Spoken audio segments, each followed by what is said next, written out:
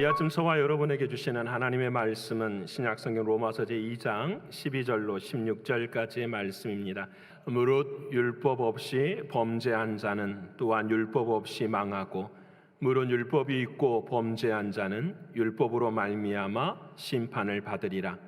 하나님 앞에서는 율법을 듣는 자가 의인이 아니요 오직 율법을 행하는 자라야 의롭다 하심을 얻으리니 율법 없는 이방인이 본성으로 율법의 일을 행할 때에는 이 사람은 율법이 없어도 자기가 자기에게 율법이 되나니 그런 이들은 그 양심이 증거가 되어 그 생각들이 서로 혹은 고발하며 혹은 변명하여 그 마음에 새긴 율법의 행위를 나타내느니라. 곧 나의 복음에 이른 바와 같이 하나님이 예수 그리스도로 말미암아 사람들의 은밀한 것을 심판하시는 그날이라. 아멘. 오늘도 저와 여러분에게 주시는 하나님의 말씀이 생명이 되고 마음이 될 줄을 믿습니다. 우리 옆에 분들과 한번 나눌까요? 오늘도 말씀을 통해서 은혜 받으십시다. 오늘도 말씀을 통해서 은혜 받으십시다. 아멘. 저는 일부 예배도 힘이 좀 있었으면 좋겠습니다. 원래 일부 예배가 좀 조용하잖아요, 그렇죠? 일부 예배도 좀 힘이 좀 있고 오늘 찬송 드리는 것처럼 우리 모두의 마음 가운데 성령 충만의 은혜의 역사가 있기를 축원합니다. 여러분, 하나님의 말씀을 말씀되게 하시는 분도 누구실까요? 성령 하나님. 기도를 기도되게 하시는 분도 누구실까요? 성령 하나님.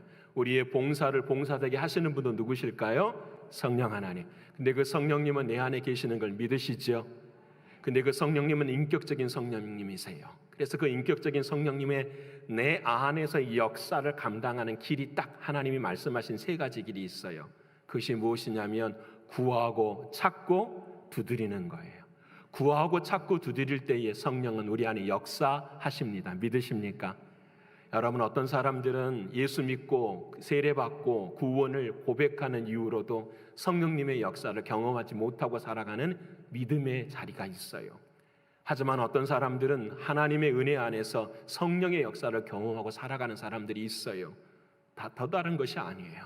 우리들의 마음 가운데 늘 구하고 찾고 두드릴 때에 성령의 역사를 통하여서 하나님의 일하심을 경험하게 됩니다.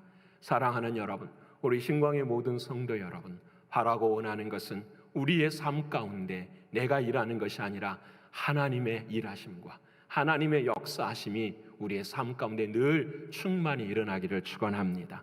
그래서 여러분, 우리 모두가 다 복음을 자랑스럽게 여기실 수 있기를 원합니다. 이제 다음 주부터는 이쪽으로 오셔야 되겠네요. 그렇죠? 일부 찬양대가 이쪽에 가 있으셔서 이쪽으로 오세요. 예, 복음을 자랑스럽게 여겨야 돼요. 여러분, 복음을 자랑스럽게 여기는 것 중에 중요한 것은 우리가 지난주에 함께 배웠습니다. 복음을 부끄럽게 여기는 사람은 판단하는 죄를 범합니다.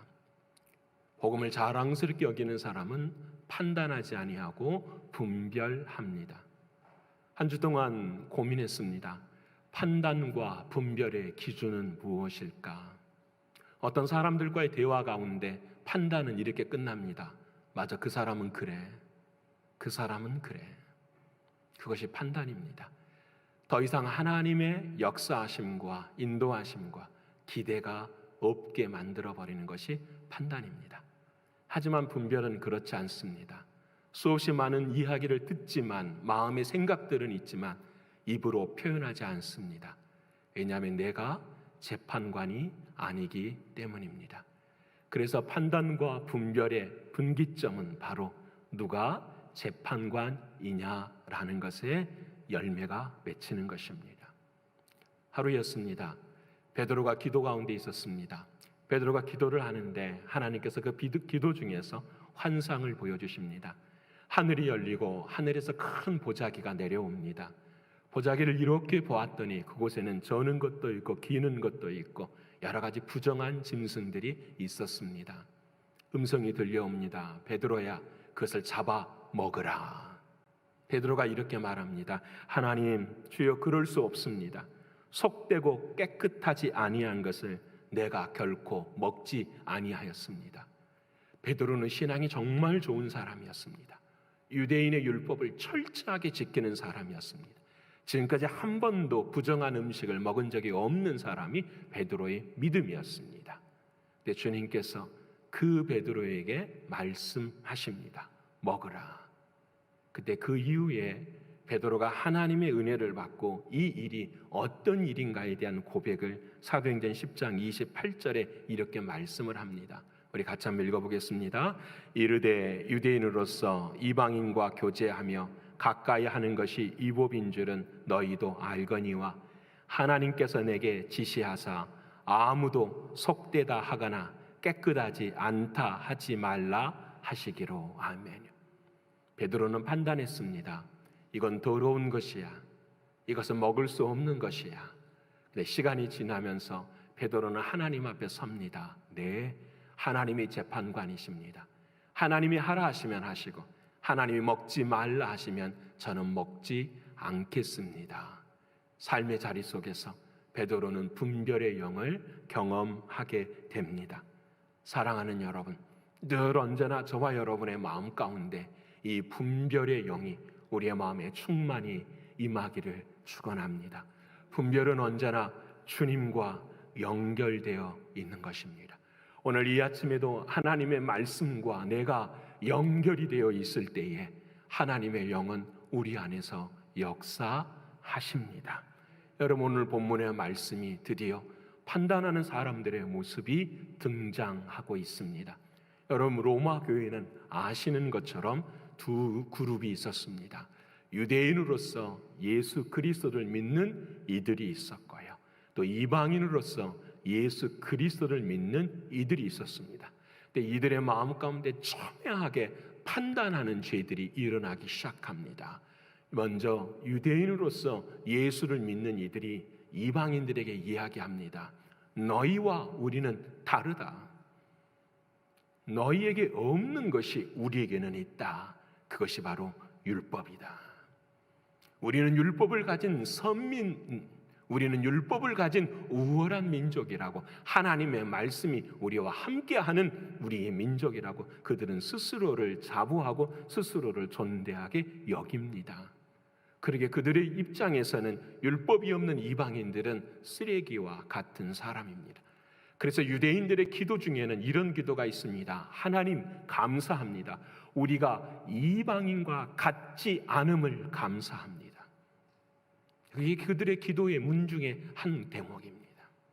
여러분, 이와 반대로 이방인들 중에서 예수를 믿는 이들이 있습니다. 그들의 마음 가운데도 판단이 있습니다. 야, 구원은 믿음으로 얻는 거지 행함으로 얻는 것이 아니지 않느냐. 그러게 너희는 어찌하여 행함이 구원의 조건이라고 이야기하느냐. 그래서 그들은 그들의 삶 가운데 율법 없음을 자랑하고 율법에 매여 있는 유대인들을 판단하는 자리에 이르게 되었습니다.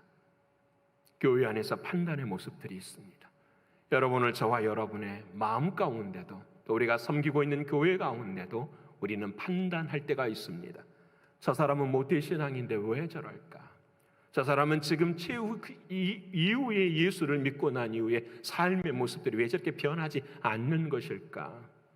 우리는 그런 모습들을 바라보면서 판단합니다. 나는 저 사람같이 예수 믿으려면 차라리 안 믿지. 세상의 모든 사람들이 이 시대의 교회를 바라보면서 하는 이야기입니다. 저들과 예수 믿는 이들과 예수 안 믿는 우리가 무엇이 다른가? 이 세상 가운데에 이 말을 듣고 있는 우리들의 막 참 답답하기 그지가 없습니다. 그렇다고 한다면 질문하게 됩니다. 하나님, 이러한 갈등과 판단의 고통 속에서 하나님, 진짜 하나님의 진노를 벗어날 수 있는 내 인생의 기준이 무엇입니까? 하나님, 정말 내 삶의 심판의 진노 앞에서 벗어날 수 있는 기준, 아니 내 마음에 판단의 죄를 짓고 있는 매 순간 넘어져가는 내 삶의 자리에 진짜 하나님 앞에 온전히 설 수 있는 기준은 무엇입니까? 질문할 수 있게 됩니다. 오늘 저는 이 질문을 이 율법을 통하여서 함께 나누고자 합니다. 첫 번째는 바로 오늘은 율법이 있는 자들의 모습입니다. 오늘 12절 후반절의 말씀인데요, 우리 같이 한번 읽어보겠습니다. 시작. 무릇 율법이 있고 범죄하는 자는 율법으로 말미암아 심판을 받으리라. 아멘. 율법이 있습니다. 신호등이 있습니다. 빨간불에 지나가지 마십시오. 빨간불에 지나가면은 심판을 받습니다. 법을 어기는 것입니다. 당연히 심판을 받는 것이 마땅하지요. 하지만 여러분, 중요한 것은 우리 모두가 다 이 죄를 온전히 짓지 않고 살아갈 수 없다는 존재입니다. 여러분, 유대인들의 실수가, 아니 유대인들의 어리석음이 어디에 있었냐? 나는 지금도 율법을 지킬 수 있다라고 믿는 그들의 신앙이에요. 여러분, 우리는 선악과를 따먹었을 때에 우리가 잃어버린 것이 하나 있어요. 선과 악을 볼 수 있어요. 근데 그 선과 악을 볼 수 있는 기준이 하나님의 말씀이 아니라 누구냐면 내 자신이에요. 뿐만 아니라 내 자신으로 선과 악을 판단해버릴 뿐만 아니라 그 선과 악이라고 말하는 그것을 지킬 수도 없는, 능력이 없는 자들이 바로 우리가 되어버리고 말았어요. 그래서 우리는 한국에 이런 말을 많이 듣습니다. 내로남불이라. 내가 하면 로맨스요, 남이 하면 불륜이라. 여러분, 우리는 우리 스스로 율법을 지킨다 하면서도 우리는 지킬 수 없는 일에 대하여 우리는 이렇게 합당할 정도로 스스로 속이며 이야기를 할 때가 있습니다. 사랑하는 여러분, 일부를 훔친 사람과 천부를 훔친 사람, 하나님이 보시기에는 모두가 다 죄인인 것입니다. 하지만 우리는 그렇게 생각하지 않습니다. 일부 정도 훔치는 것은 죄가 아니지, 천부를 훔치는 사람들도 있는데, 그래서 우리는 삶의 자리 속에서 하나님 앞에서 눈을 감고 죄를 짓고 살아가는 우리들의 모습이 우리의 삶 가운데 있습니다. 사랑하는 여러분, 예수님 앞에 한 청년이 찾아왔습니다. 질문합니다.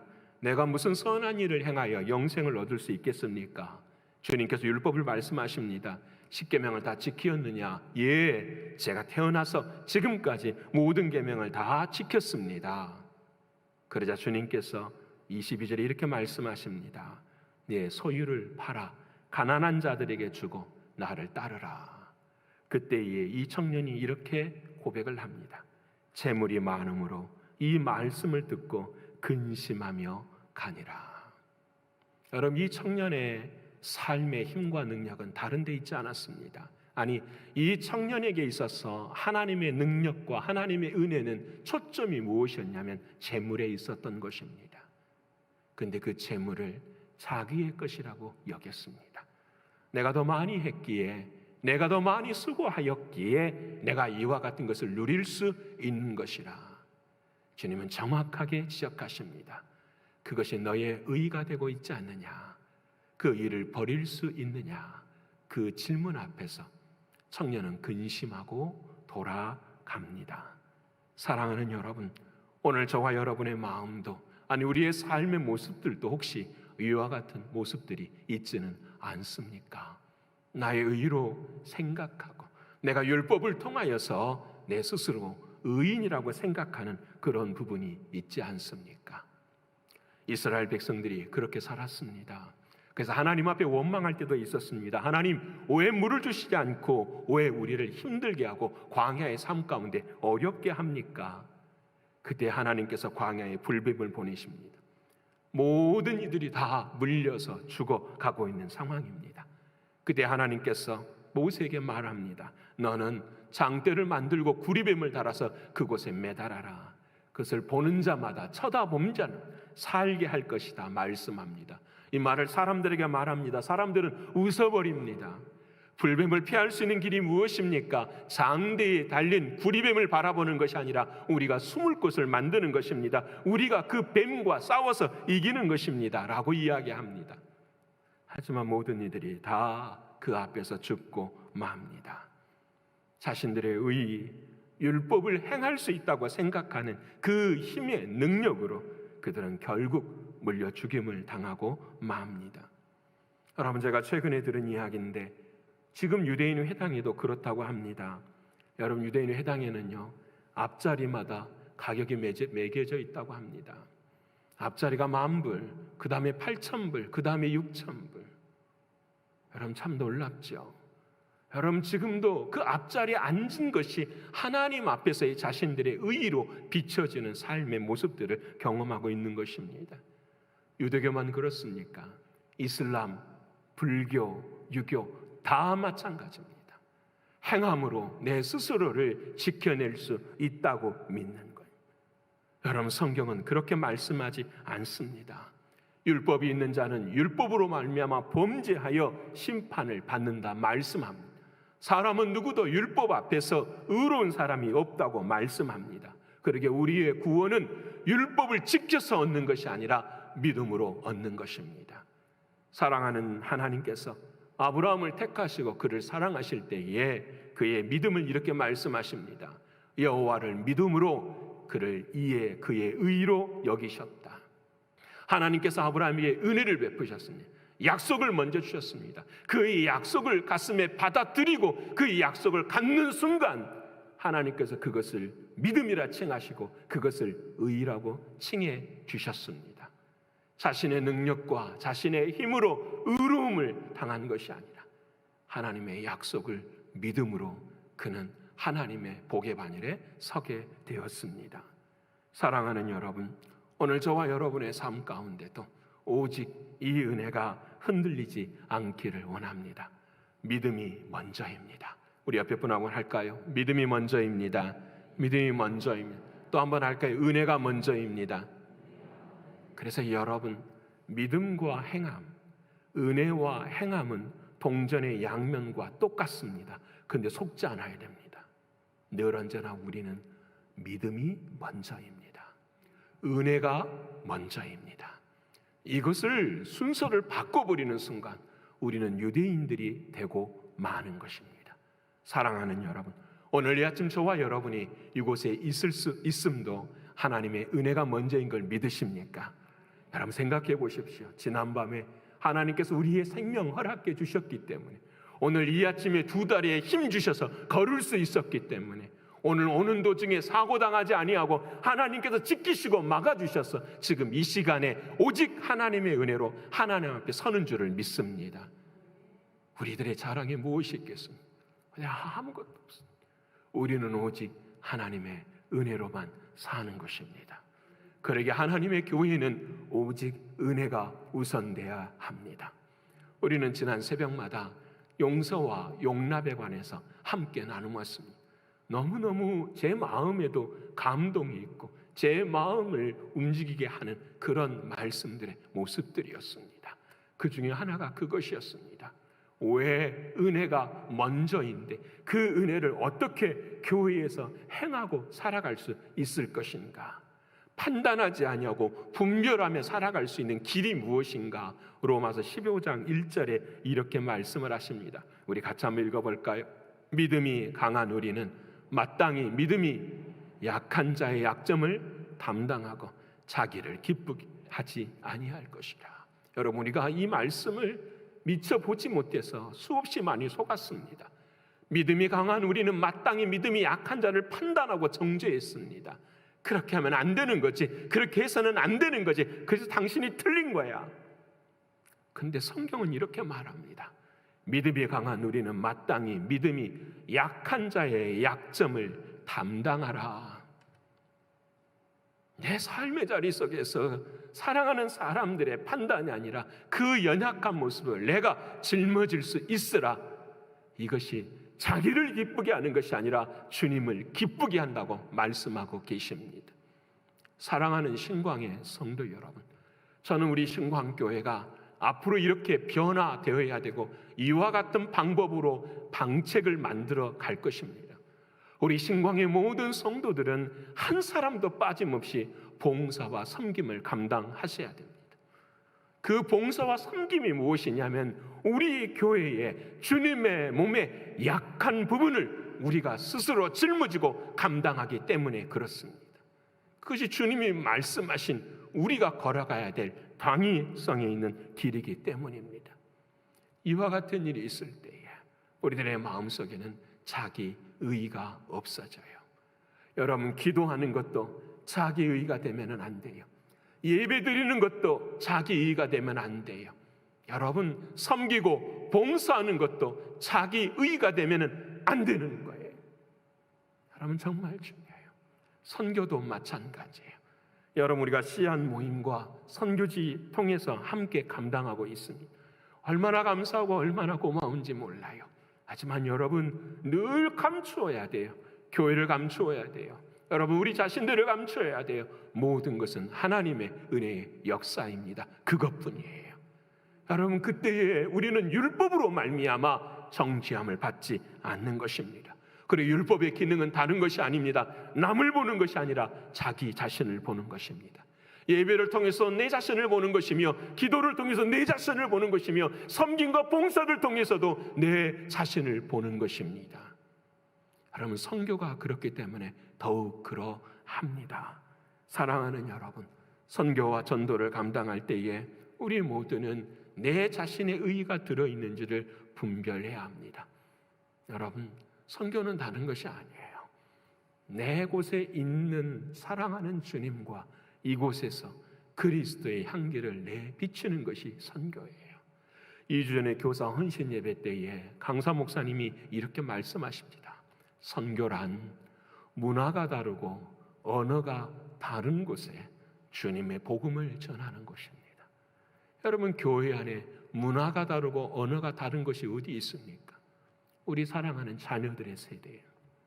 문화가 다르고 여러분 언어가 다른 그곳, 다시 말씀드리면 저 멀리 가서 하나님의 복음을 전할 수도 있지만 오늘 내 안에 계시는 사랑하는 주님으로 인하여서 그 주님과 함께 내가 있는 이곳에서 복음을 전하면 그곳이 선교의 자리입니다. 여러분, 믿으십니까?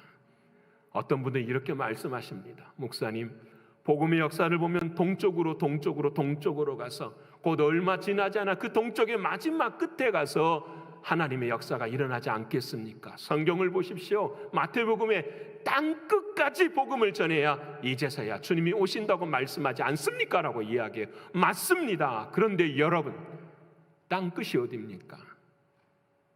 여러분, 나를 통하여 땅 끝이 어디입니까? 지금부터 걸어가 보십시오. 인생의 저 땅의 끝까지 한번 돌아가 보십시오. 지구는 사각형이 아니라 지구는 둥굽니다. 결국 그 끝은 어디에 머물게 됩니까? 바로 나가 있는 곳에 머물게 돼요. 돌고 돌아도 그 끝은 결국은 내 자신이니까 내 안에 계시는 주님과 그 주님과 지금 이 자리에서 주의 복음의 삶을 살아가는 것, 이것이 선교인 것입니다. 자기 은은 없어요. 그렇게 사랑하는 여러분, 기억하십시다. 율법이 있는 자들은 범죄함으로 율법으로 심판을 받습니다. 자기 의가 있는 자들은 자기 의로 심판을 받습니다. 그리고 고백해야 됩니다. 주여, 주 앞에 율법으로 의로운 자는 아무도 없습니다. 이것이 오늘 저와 여러분의 첫 번째 마음 주시는 주님의 말씀이에요. 옆에 분하고 한번 하십시다. 당신과 나는 죄인입니다. 당신과 나는 죄인이에요. 믿으십니까? 제가 이렇게 말하니까 저는 죄인이 아닌 것 같습니까? 아니에요. 저 죄인이에요. 주께서 오늘 이 아침에 저에게 말씀을 주시고 이 말씀을 나누라 하신 것뿐이지 제 마음은 죄인이에요. 죄인입니다. 여러분, 우리 모두가 다 죄인입니다. 이 사실을 잊지 않아야 돼요. 두 번째는 오늘 이방인의 그리스도인들입니다.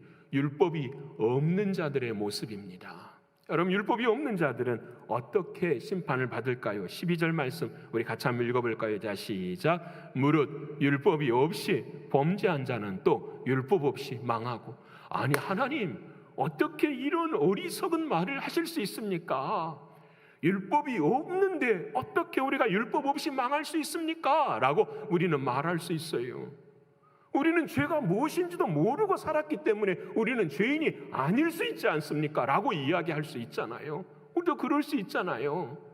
근데 여러분, 그 다음에 13절, 14절과 15절의 말씀에 주님께서 이렇게 말씀을 하십니다. 너무 중요한 말씀인데요. 14절과 15절의 말씀 우리 같이 한번 읽어볼까요? 자, 시작. 하나님 앞에서는 율법을 듣는 자가 의인이 아니요 오직 율법을 행하는 자라야 의롭다 하시는 14절. 자, 시작.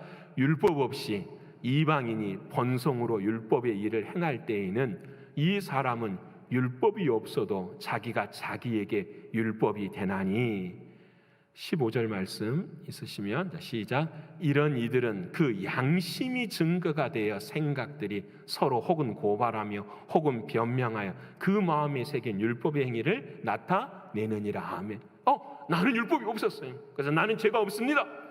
근데 하나님께서 뭐라고 말씀하시면 너 안에는 율법은 없어도 뭐가 있었어? 양심이 있었다라고 말씀하십니다. 자, 여기서부터 중요합니다. 자, 그래서 우리는 사람들에게 이렇게 말합니다. 여러분, 신앙생활해도 양심 있게 하십시오라고 이야기해요.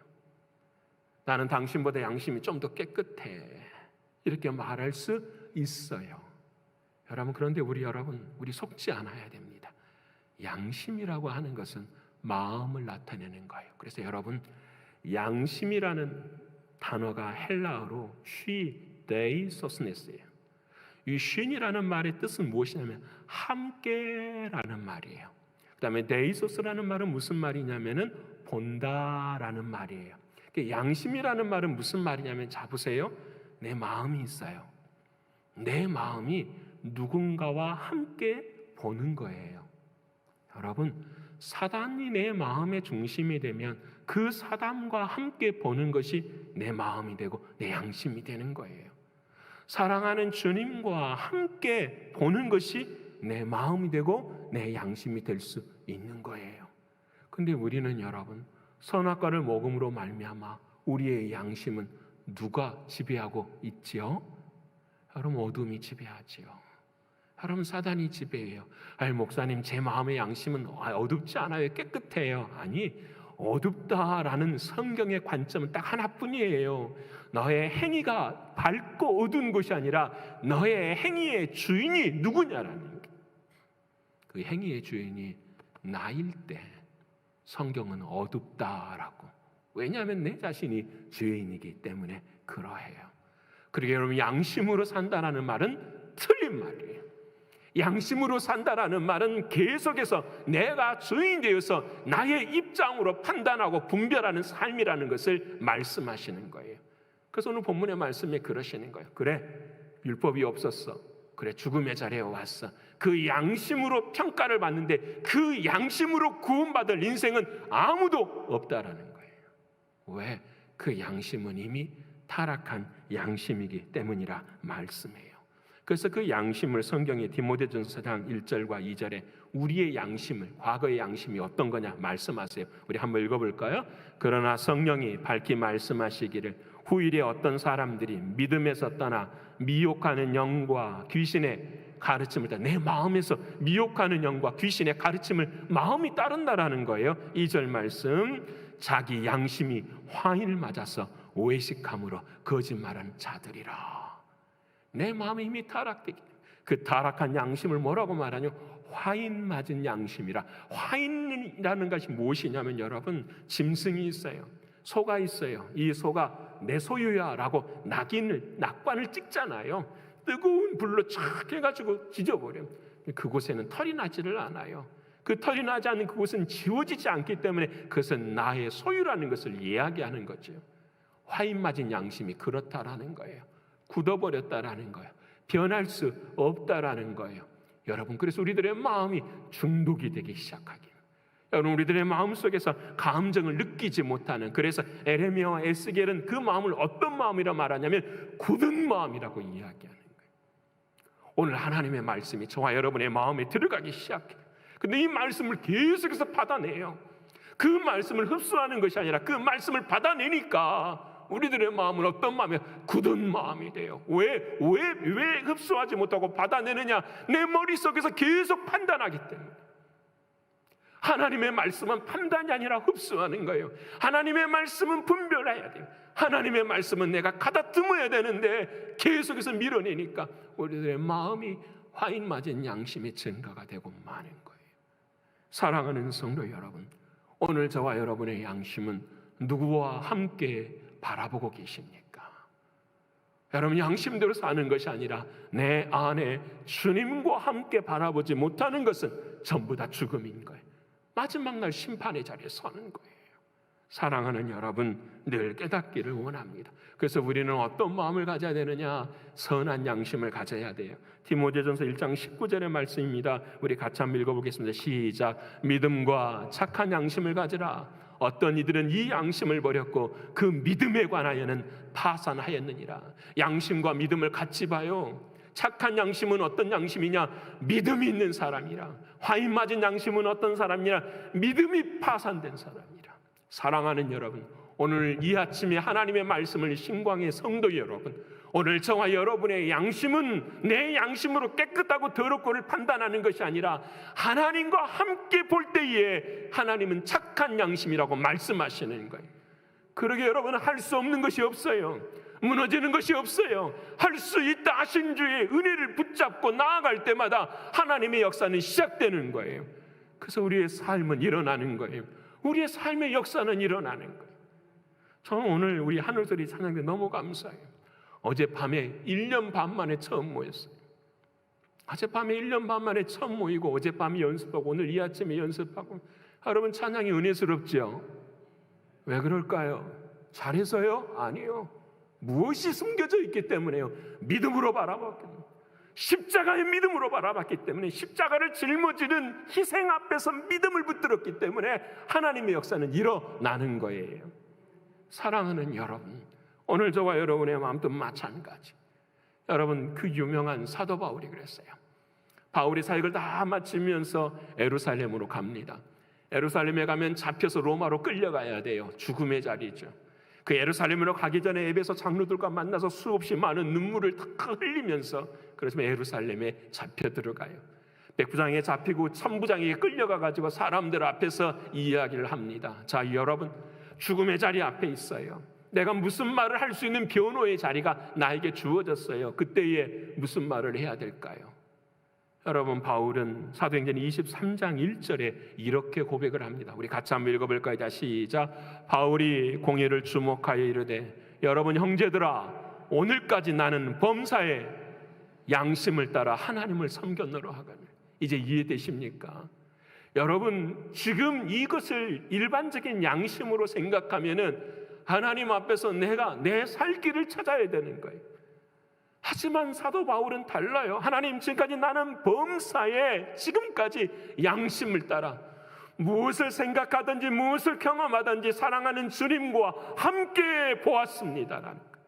사랑하는 주님과 함께 생각했습니다. 그러게 나는 그 양심을 따라 지금 당신들 앞에 예수가 그리스도임을 증거합니다. 고백하는 것. 사랑하는 여러분, 오늘 저와 여러분에게도 이 선한 양심, 착한 양심이 저와 여러분의 삶의 증거가 되기를 소원합니다.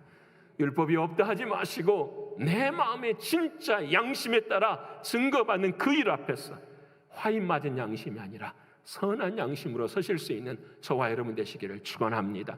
옆에 분 한번 할까요? 당신은 선한 양심을 가지셨습니다. 당신은 선한 양심을 가지셨습니다. 믿으십니까? 식사할 때 식비 내주는 게 선한 양심이 아니에요. 아시겠죠? 진짜 선한 양심이 뭘까요? 주님과 함께 바라보는 거예요. 이게 선한 양심이에요. 자, 그러면은 이제 오늘 13절에 드디어 답을 찾아낼 수가 있어요. 자, 13절 말씀. 자, 이 말씀이 이해되시면 여러분 아멘 하십시오. 자, 같이 읽겠습니다. 시작. 하나님 앞에서는 율법을 듣는 자가 의인이 아니요 오직 율법을 행하는 자라야 의롭다 하심을 얻으리니. 아멘입니까? 어떤 사람이 의롭다 하심을 얻는다고요? 오직 율법을 행하는 자. 그러니까 옆에 분하고 율법을 행해야 의롭습니다. 아멘이죠? 이러니까 문제가 생기죠. 지금까지 제가 25분 동안에 율법은 어떻게 행할 수 없는 것입니다. 율법은 의롭게 할 수 있는 것이 아닙니다 라고 말씀드린 거잖아요. 그렇죠? 그러니까 이 말씀을 율법을 따라서 행하는 자라야 의롭다함을 받는다라는 말은 무슨 말이냐면, 나는 할 수 없으니 나와 함께 하시는 누구와 함께? 그렇죠. 내 안에 계시는 누구와 함께? 주님과 함께. 주님과 함께 믿음으로 행하는 자가 뭐하다? 의롭다. 믿어지십니까? 그리고 난 다음에 사도 바울이 이 말이 13절이 딱 기록이 낸 다음에 14절과 15절은 가로친 거예요. 16절에 딱 결론을 내요. 16절 우리 같이 한번 읽어볼까요? 시작. 곧 나의 복음에 이른 바와 같이 하나님이 예수 그리스도로 말미암아 사람들의 은밀한 것을 심판하시는 그날이라. 오 하나님, 그날이 옵니다. 근데 그날이 어떤 날이냐면 심판하는 날입니다. 무엇을 심판하는 날이냐면 은밀한 것이에요. 감추어진 것이에요. 감추어진 것이에요. 여러분 지난 일주일 동안 2주 동안 우리가 그 이야기했어요. 이제 저는 우리가 지금 그 가정을 하고 있어요. 이제 월요일이 되면 17일이 남아요. 내가 시한부 선고를 받고 17일이 남은 인생이야. 자, 17일이 남았다고 생각해 보십시다. 아니 그렇게 믿어 보십시다. 그럼 오늘 하루를 어떻게 살아야 하겠습니까? 마음 가운데 있는 죄들, 관계 속에 있는 죄들, 용서하지 못한 것들, 용납하지 못한 것들, 수없이 많은 우리들의 모습들, 제가 예전에 경험했다니까요. 전사 실 때요. 자, 임종 예배를 드리는데요, 가족들이 다 와요. 근데 한 사람의 목소리만 들으면 막 눈 감고 계시는 여자분이 막 몸이 떨어요. 그게 누구 목소리인지 아세요? 큰며느리 목소리. 그 집안의 고부간의 갈등이 그렇게 심해요. 내가 죽어요. 내가 눈도 뜰 수 없는 상황에 있는데 그 사람의 목소리만 들으면 싫어서, 여러분 내 인생의 마지막 끝에 이제는 가야 될 심판의 자리 앞에 서 있는데 용서를 할 수가 없어요. 왜 그럴까요? 왜 그 사람을 용서할 수 없을까요? 내가 용서를 못 받았기 때문에 그런 거예요. 그분이 권사님이셔요. 여러분 너무 중요해요. 내가 왜 그 사람을 용서할 수 없느냐면 내가 용서받은 경험이었기 때문에, 내가 용서를 받은 그 사실을 알지를 못하기 때문에. 여러분 이 삶의 마지막 순간에 내 인생의 심판의 기준이 율법이라고 한다면 얼마나 고통스럽고 얼마나 힘들겠어요. 근데 오늘 말이에요. 은밀한 것이 드러난대요. 아닌 것 같이 하면서 살았는데 주님 앞에 서니까 다 드러나는 거예요. 은밀한 게 감추어진 것이 다 드러난대요. 주님 어떻게 해야 합니까? 이때에 오늘 주님은 사도 바울을 통하여서 우리에게 그 심판의 기준에 참된 것을 말씀해 줘요. 그것이 무엇이냐면 바로 오늘 16절 처음에 곧 나의 복음에 이른 바와 같이. 그래서 오늘 설교의 제목이 그래요. 나의 복음이 기준입니다라는 거예요. 나의 복음이 율법이 기준이 아니라, 내 양심이 기준이 아니라 내 심판의 기준은, 하나님의 진노 앞의 기준은 나의 복음입니다라는 거예요. 여러분 복음을 소유하고 계십니까? 여러분 복음은 굿뉴스예요. 기쁜 소식이에요. 여러분 기쁘십니까? 옆에 분 한번 여러분 기쁘십니까? 여러분 기쁘십니까? 여러분 오늘 바울은 말합니다. 주님을 통해 나의 복음이에요. 오 주여, 나에게는 복음이 있습니다. 그 복음이 나를 기쁘게 합니다. 여러분 어떤 삶의 자리 속에서도 하나님의 은혜 앞에 정말 기쁘고 은혜를 누립니다라는 거예요. 여러분 예수의 이름이 기쁘십니까? 여러분 예수의 이름이 기쁘십니까? 지난주에 우리 한국교회는 조은교 목사님이 소천하셨어요. 조은교 목사님은 이런 분이다, 조은교 목사님은 저런 분이다. 우리 젊었을 때 수없이 많은 판단의 죄를 저도 범했었어요. 그런데 여러분 그 사람이 어찌하든지 간에 저는 정말로 감사한 것은 무엇이냐면 무려 70만 명을 성도로 함께하는 그 목사님의 인생의 마지막은 뭐냐면 관 속에 들어가서 땅속으로 들어가는 거예요. 여러분 인생이라는 것이 뭐냐면 관 속에 들어가서 땅속에 들어가는 것이 인생이에요. 저와 여러분의 인생. 근데 그 인생의 자리에 하나님이 은혜 베풀어 주셔가지고 70만 명이라는 사람들이 구원의 역사의 자리에 함께 참여하는 거예요. 여러분 이것이 뭘까요? 자신의 능력일까요? 아니면 복음의 능력일까요? 그 복음의 능력이에요. 70만 명이라는 자들로부터 70만 명과 세계 최대의 교회라는 그곳을 놔두고 자신은 땅속으로 들어가요. 얼마나 외롭고 얼마나 힘들었을까요? 근데 그 길을 걸어가요. 저는 그분에 대한 관심이 별로 없었어요. 근데 이 한 사람의 죽음이 나에게도 주는 의미가 무엇인가를 찾고자 조금 노력을 해보았어요. 그분이 뇌출혈로 1년 전에 쓰러지셨었어요. 쓰러지시고 난 다음에 2020년 7월에 마지막 설교를 성부님께서 하시는데요, 한쪽 눈이 이 반쪽이 다 뇌출혈이 돼서 한쪽 눈이 안 보이고 입이 반이 안 돌아가요. 저는 생각해 보았어요. 왜 저 모습으로까지도 설교를 하고 계실까? 노욕이 아닐까? 솔직히 말하면 젊은 목사 마음 가운데. 근데 생각하게 되더라고요. 사람들의 시선과 사람들의 모는 것보다도 자기가 마지막까지 짊어져야 될 십자가를 짊어져가. 마지막까지 하나님 앞에서의 마지막까지 짊어져야 될 십자가.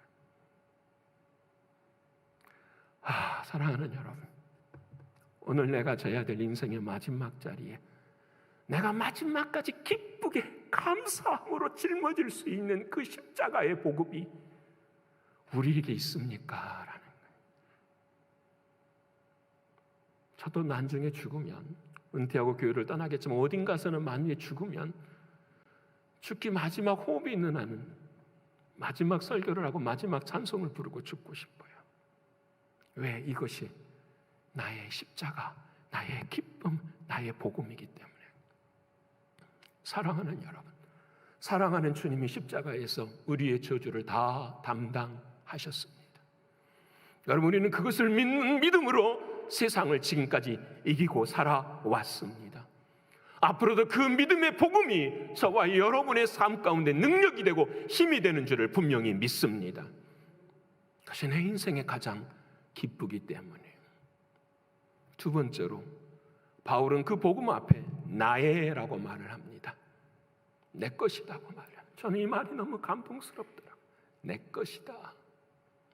복음이 내 것이다. 여러분은 이 아침 복음이 교리적으로 들리지는 않으십니까? 복음이 나의 경험과 나의 판단 앞에서 이해되는 복음이 되지는 않으십니까? 여러분, 인생의 산을 올라가면 올라갈수록 호흡은 거칠어지고 삶은 힘든 것입니다. 근데 여러분, 그 인생의 산의 고통이 올라가면 올라갈수록 내가 살 수 있는 유일한 길은 하나뿐이에요. 내 손과 내 다리를 힘을 다 줘서 그 산과 붙어 있는 것입니다. 나의 손과 발에 힘이 떨어져서 그 산과 멀어져 가면 우리는 죽는 것이지만, 그 산을 끝까지 붙들고 있는, 그래서 그 산과 내가 하나가 될 때에는 우리는 생명의 길을 걸을 수 있게 되는 것입니다. 사랑하는 여러분, 복음이 나의 것이 되는 은혜가 있기를 축원합니다. 우리의 삶의 어느 순간 속에서도 그 복음이 내 것이라는 것을 고백하실 수 있는 저와 여러분의 신앙 되기를 축원합니다. 옆에 분 한번 합시다. 나의 복음이 기준입니다. 나의 복음이 기준입니다. 지난 한 주 동안 우리 사랑하는 성도들과 새벽을 깨우면서 제가 가장 많이 불렀던 찬양이 시선이라는 찬양이었어요. 김명선이라는 여자 간사가 지은 찬양인데요, 그의 어린 인생은 아버지가 알코올 중독자였어요. 참 그 부모, 그 가정 가운데 가정 폭력이 있었던 그런 삶의 자리였어요. 대학을 다니 대학도 몇 번 재수를 하고 들어가는 삶의 자리였어요. 너무 가난하고 너무 힘든 삶의 자리 속에서 있었어요. 근데 27살에 한 남자를 만나서 결혼을 하게 돼요. 너무 삶이 평온하고 행복한 시간들을 보냈는데, 근데 얼마 지나지 않아서 자기 남편이 말기암 진단을 받아버려요. 말기암 진단을 받는 그 순간에 이 김명선이라는 여인이, 이 찬양사역자가 하나님 앞에 기도합니다. 하나님께서 보여주시는 거예요. 뭘 보여주시냐면 하나님의 영광을 보여주세요. 여러분 잘 들으셔야 돼요. 하나님의 영광을 보여주셔서 너무 감사한 거예요. 오 하나님, 나사로에게 말씀하셨죠. 이 일은 하나님의 영광을 보게 하리라. 우리 남편이 반드시 살 것을 내가 믿습니다. 기도의 제목들을 나눕니다. 500의 형제들이 함께 그 남편을 위해서 함께 기도합니다. 근데 여러분, 하나님께서 그 남편을 데려가셨어요. 근데 이 간사님이, 이 찬양사역자가 남편의 죽음 속에서 하나님의 영광을 봐버려요. 그것이 뭔지 아십니까? 하나님의 영광은 십자가를 통해서만 오는 것이기 때문에 자신의 남편이 죽음을 통하여서 그 죽음의 옷을 벗고 하나님 나라에 가는 그 길을 예비하신 진짜 하나님의 영광이신 예수 그리스도, 그분을 바라버립니다. 여러분, 저와 여러분의 인생에 하나님의 영광이 무엇입니까? 오직 예수 그리스도 그분이십니다. 내 삶의 현실에서, 내 삶의 자리 속에서 나와 함께 하시는 그분.